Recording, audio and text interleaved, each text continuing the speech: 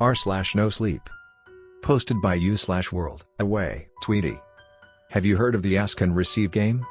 I wasn't in a great place when I first heard about the game. I just lost my boyfriend, soon-to-be husband, of 7 years. It had been a few weeks since his death, and I was not particularly good at mourning. By that, I mean that I wasn't crying over old photos, screaming into my pillow, or having a knife twist in my heart whenever I saw a couple on the street holding hands.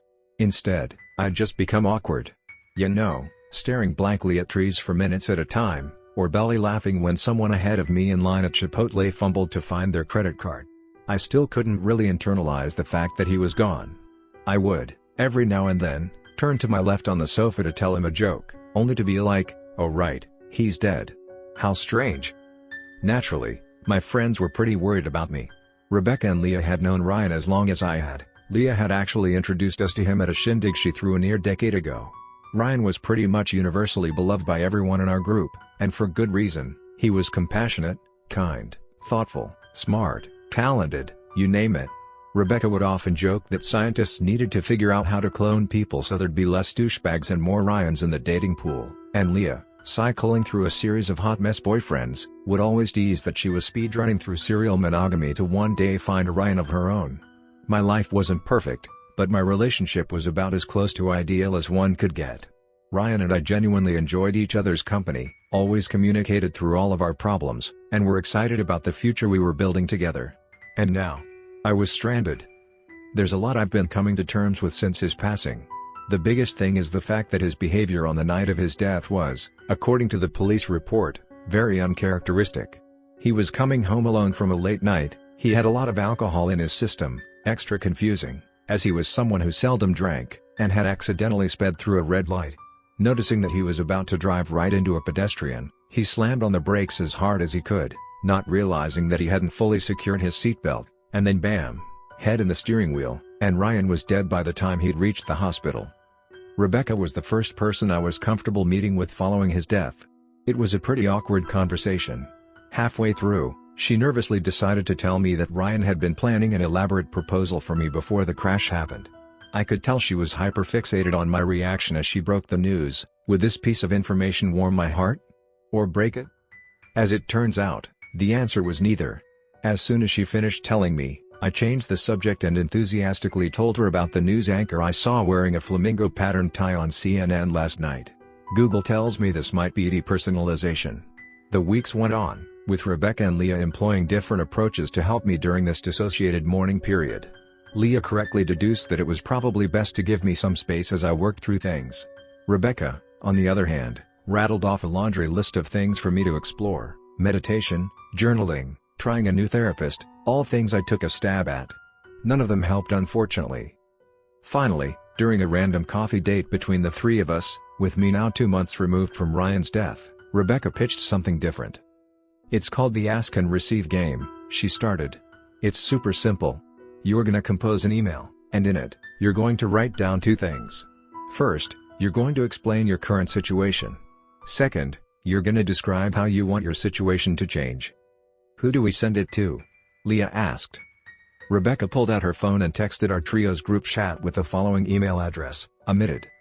Once you've sent the note to this email address, said Rebecca, clearing her throat as she noticed that I was back to zoning out and staring at the coffee machines in the cafe. Seriously, coffee machines are so darn complicated looking.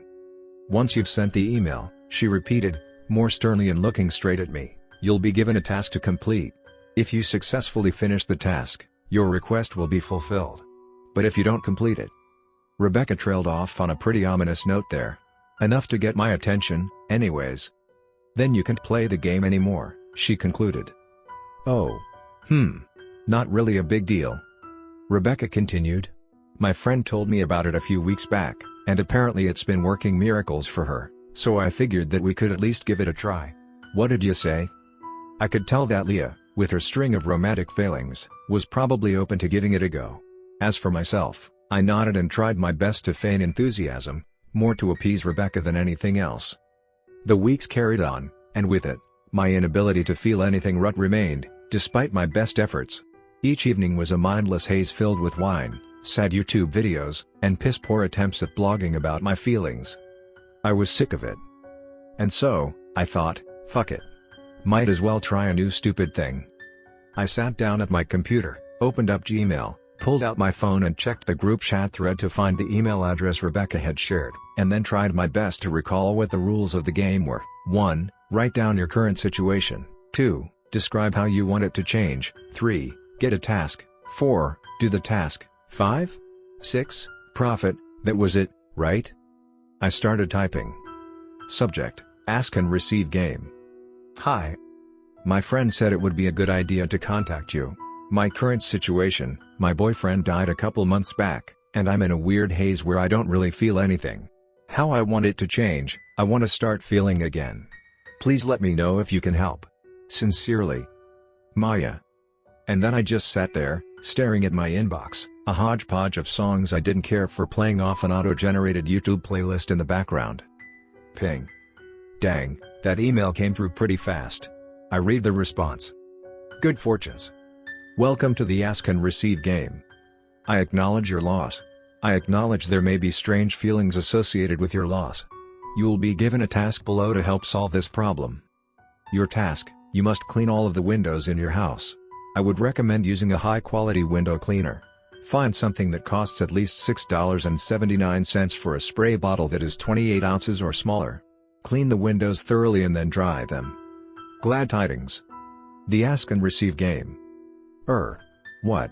My deep-seated pain that was being shrouded by denial and derealization was going to be answered by Windex? I was starting to feel as if the Ask and Receive game had some powerful donors from the deep cleaning lobby. Disappointed, I went back to my mindless YouTube binge. It wasn't until a few days later, as I strolled through the shopping mart getting that week's groceries, that I found myself in an aisle with cleaning supplies. I what the fucked myself towards some window cleaner spray bottles, found something that fit within the parameters I remembered from the Ask and Receive game's email, and chucked it in my cart. I got home, and in realizing that I didn't have much else to do anyways, decided to jump right into window cleaning. The first few minutes were as boring as I'd anticipated. But then, something strange started happening to me. I could feel my feet on the ground. I mean, really feel them. I could feel my hands on the cloth. I could actually see the window in front of me getting clearer. Life felt real. Three-dimensional. I was actually here. I was actually present. And as this happened, I noticed something swelling up from within me. A glacier of tears had frozen over in my chest, and it was starting to melt. I was choking up, but I wasn't even sure why. As tears poured out, I tried to discern the emotion. Was it aching, sorrow, nostalgia, longing, loneliness, crippling fucking loneliness, or all of the above? I wasn't sure. But I let myself cry. And as I continued the task, moving from window to window, spray bottle in tow, I was able to successfully bawl my eyes out for 3 uninterrupted hours. The task was complete. I didn't feel great at all, but I was at least feeling. And with that, I realized without a shadow of a doubt, the game worked. It was a small breakthrough, but holy shit, I could finally actually miss Ryan. I could miss the hand-holding, the pointless arguments, confessions about our respective idiosyncrasies, doing absolutely nothing together. I had permission to miss him. When I next saw Rebecca and Leah, I didn't tell them that I'd started playing the game, but I think they could tell, by virtue of me being a bit more present, and a bit more wistful, that I'd at least started my journey of properly mourning Ryan. I'd almost completely forgotten about the game after that. Until I saw a follow-up email in my inbox a few days later. Good fortunes. Well done on completing the task. Should you like, you can continue the Ask and Receive game. Glad tidings. The Ask and Receive game. While a part of me felt like I should have been rattled that this game was very clearly showing signs of supernatural omniscience, I instead decided to bravely forge on, utilizing the only tool at my disposal that had helped shake me from my funk. I was ready to continue my journey of healing. And so, I responded to the email, saying, Hi. I would like to continue the game. My current situation: I am now successfully mourning the loss of my partner. I am crying, feeling terrible, and moving through genuine grief. How I want it to change: I would like to take actions that will allow me to start feeling some happiness and hope. Thank you for the help. Sincerely, Maya. I sat at the computer again.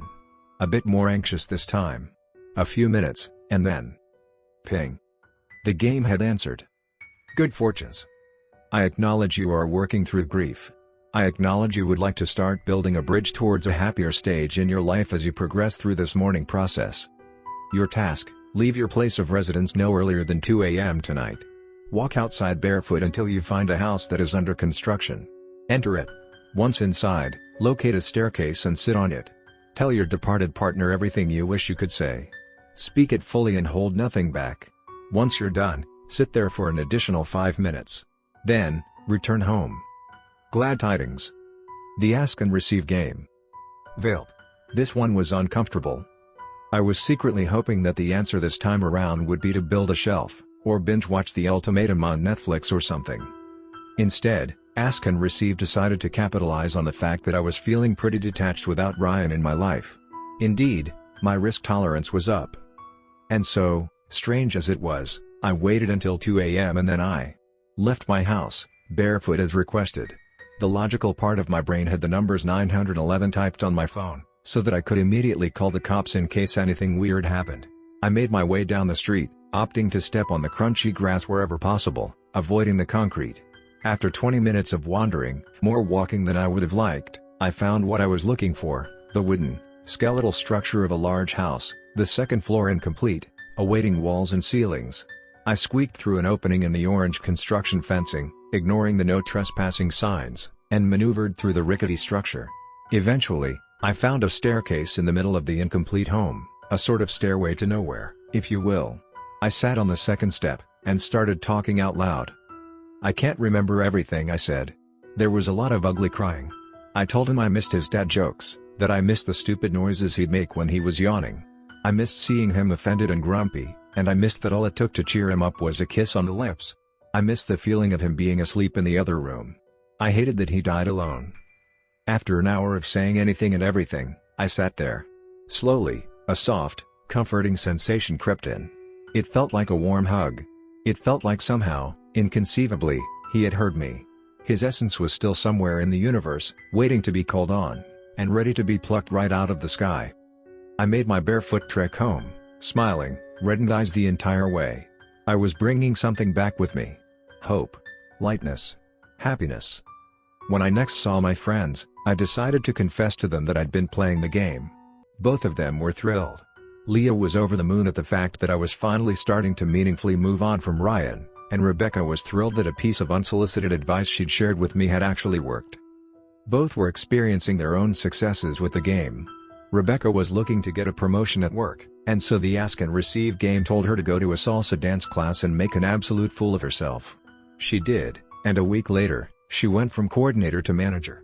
Leah, looking to quell her predilection for jumping into train wreck relationships, was told to go on a meditation retreat and look inwards to better understand herself.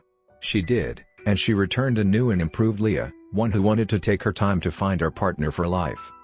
Hope was in the air. I continued playing the Ask and Receive game, now with a razor-sharp focus on moving beyond grief, and towards things like self-love, confidence, new hobbies, and success in life. I was given tasks like: plant flowers and watch them grow. Go to a restaurant and order the most unappealing item on the menu. Walk down a busy street and belt out your favorite song. All of which, through a cause and effect relationship that still remains a bit unclear, lead me to getting my own darn promotion, discovering new interests I never knew I would fall in love with, Scrabble, anyone? And an overall renewed sense of excitement about the world. Ask and Receive was batting 100% when it came to improving my life, and so, I embraced every task I was given, as weird or embarrassing as it may have been. But still, there was something missing. Now armed with complete faith in the supernatural, and in the existence of things that stretched way beyond human understanding, a tantalizing thought started coming to my mind. The sensation I felt that night at the construction house, when I spoke out to the universe, and felt that cosmic hug, had been the happiest I'd felt since I lost him. And as much as Leah and Rebecca were urging me to enter the dating scene again, I knew my heart was still tied to him. And so, I embraced the sacrilegious and near impossible thought floating in the back of my mind: could this game somehow bring Ryan back to life? As the days ticked on, this question became the only thing I ever thought about. I brought it up to Rebecca and Leah. "You were doing so well," Leah answered. "You were moving on, putting the past behind you. Everything you're saying now just sounds like regressing. It's playing with fire. You know this won't be good for you." Rebecca, furrowing her brow, Agreed with Leah. I know this game has special powers, but like honestly, this sounds like a threshold you don't want to cross. Messing with the dead is like monkey paw stuff, you know? Agreed, Leah chimed. Ryan's been gone for months now.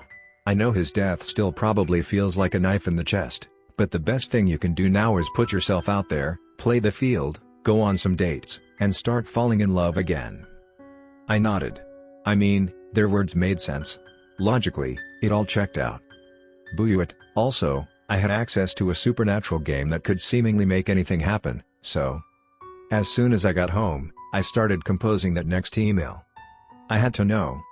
Subject, asking for a miracle. Hey! This one might be too much. I understand if this isn't possible. My current situation, my boyfriend is dead. I don't want to move on. I want to be with him. How I want it to change, I want him, the real him, to be brought back from the dead, to be here with me again. Thank you. No worries if you can't help with this. Sincerely, Maya. I sat at the computer for hours, downing glass after glass of wine, growing more and more tired. Usually, the responses took no more than an hour. This time, it felt like I'd asked for too much. I was disappointed in myself. Clearly, the game had to operate within the natural laws of reality. I felt as if I'd sabotaged my relationship with a tool that was single-handedly fixing my life for me. Days passed, and I was somewhat able to erase the embarrassment from my mind. Routine kicked in again, and I was back to the daily slog. To say I was shocked when I saw a response from the game in my inbox one random morning would be an understatement. I was absolutely floored. I read it carefully, half anticipating that the game would tell me to try again or something. Good fortunes. I acknowledge you have been waiting quite some time for an answer. I acknowledge that such a delay could cause grief, anxiety, and nervousness about the likelihood of this request being answered. Larger requests like this require additional time to ensure the correct task is identified in order to fulfill your request. Your task: purchase a heavy butcher's knife, with a length of at least 10 inches. After midnight, head over to Leah Smith's house with the knife. Knock on her back door. Then, after a few minutes, knock on her front door. This will confuse her. Next, climb in through an open window. Do not fret, there will be an open window.